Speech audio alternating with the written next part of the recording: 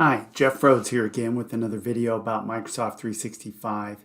And this should be pretty short, but I wanted to follow up on my last video where we had, I see it on the screen here, we had an Excel spreadsheet that we wanted to synchronize with a SharePoint list.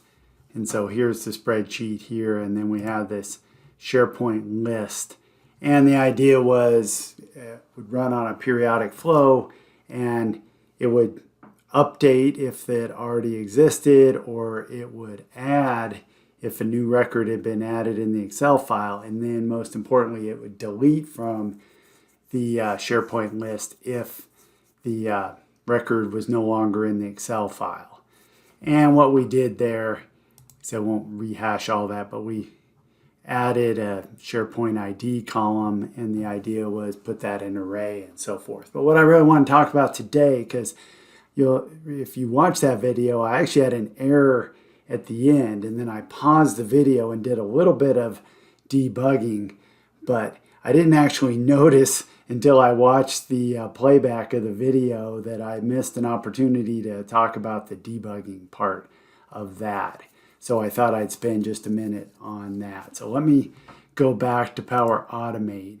And what I really wanted to talk about, so I ran the flow. This is the one we built, and I ran it first. Let me just click on that one. We kind of go through the flow again. As I talked about in that video, I did it as a manually triggered rather than a schedule, just so I didn't have to turn it off later. But what we did is we put some variables in there, and this SharePoint ID is addressed as an array. So as we either added an item to SharePoint or we looked it up and found it, we've added all those to the array, and then at the end we loop through all the SharePoint lists, and then if it's not in the array, then we delete it, is the gist of the logic there. And so we read the Excel file, we loop through them, and then, whoops, don't need that one so much. And basically, we look for that SharePoint ID column. If it's there, we update it. If it's not there, then we create the item. We write that SharePoint ID to Excel so we know it next time, and then we have some variables just kind of keeping track of where we are. And then for the deletion part, we read the SharePoint list, we loop through it, set some variables again, and then we're checking if the list should be deleted. And what happened here is that when I added those, sometimes Power Automate will do that, and it threw a for each loop in there that I didn't want. But the first time through, it just added them all, so there was nothing to delete. So I didn't notice it this first time. So you can see if and it's kind of spinning there, so I don't need to spend time on that. But anyway, as it will look it up, it never got into that delete bit, so I didn't notice. So the first time through, it added all the records to this, so it ended up kind of looking just like this one here. And then what I did is I went to Excel and I updated a couple, I deleted one, I added one, and then we tested it, and that was the next one in, and you can see it succeeded. But when I was in the video, when I looked at it, it actually deleted all the items. I'm like, oops, and so then I had to try to debug on the fly. So I wanted to show a couple things here. So first thing, remember this array. So the first thing we wanted to check to see is if our array was working. And I have this line added to the SharePoint IDs addressed. So to really check that, let's do that first. I need to go to the end. So in this one, I had 10 rows of data. So if I click on this, and I can show the raw outputs, that's the first thing. So that's our array. Let me zoom in on that a little bit, just so you can see it. So that was exactly what we expected. And if I'll go back in a minute to the Excel file. Since I had to delete them, I had to re-add them. This will be different IDs because these are the actual primary keys in SharePoint. But at the time, this was right, 62 through 71 or 72, it looks like. So that's exactly what I'd expect. And again, let me go back to this SharePoint. So you see these are all later because that flow that I'm talking about just deleted them. And so now I needed it, when I reran it later, I had to add them back. But so far so good on the debugging there.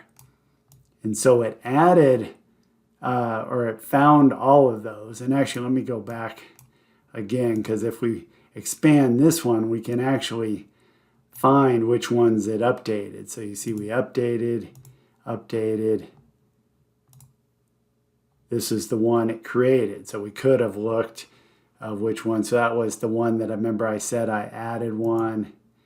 And then the rest of these.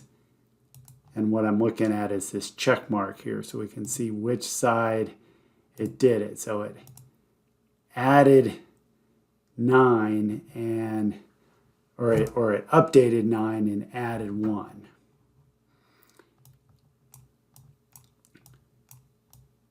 And so what does it do now? So we read the SharePoint list and then we loop through it. And 11 is what we'd expect. Because remember, I deleted one, which still is in the SharePoint list, but I deleted one in Excel. So since I updated 9, added 1, that's 10, and then there's one still there is 11. So that's what we expect it to be. And then what we're looking for is what happened on the one that it deleted, okay? So again, it's kind of spinning here. There we go, but it'll do it. So you can see when I'm looking, I don't have any actions here. So I'm looking at this guy right there and trying to find when that was true, because it should only be true on one of them. I think it's number 8 or whatever, but we'll look. Yeah. So notice there's number 8. I can look at the SharePoint ID and then expand this and say, oh, okay. So what happened, that for each loop that it put in automatically, it went ahead and looped through, and then my delete item action just ended up going on all 11. So boom, boom, boom. Even though it's only trying to delete this one, since I put it inadvertently into a for each loop, then it deleted them all. So definitely an error situation. So what I did in the video is I realized this for each loop was the problem because I didn't want that. And I just dragged these two actions outside of the loop, ran it again, and it worked. But to see that, let's go look again. So then I ran this one, ran that one. Basically I ran it again and then wanted to make sure it didn't have a problem. And I think this is the one, the final one from the video that actually has a deletion. So let's go through that again. I'm looping through the list. Again, it has 11. Let's see if we can find the one where it deletes. But notice that for each loop's not there anymore. Oh, you can see it was that number 2. See right there? So it deleted the second row. And then if I go through the rest of them, shouldn't do any more. So again, it would do for as many as I deleted. And we can check any of these variables, but I just thought it'd be useful to see how I kind of quickly did the debugging, but also you can spend a little bit more time and just kind of watch where that where the item goes and look at the different bits of the variable. And sometimes that's why I put that variable in there as well, just so we can look at it. And again, like this particular one is a true false, I can show the raw outputs and see that it's came out as false, and we can compare that to the data. So that's it. Hope this is helpful. I will see you in the next video.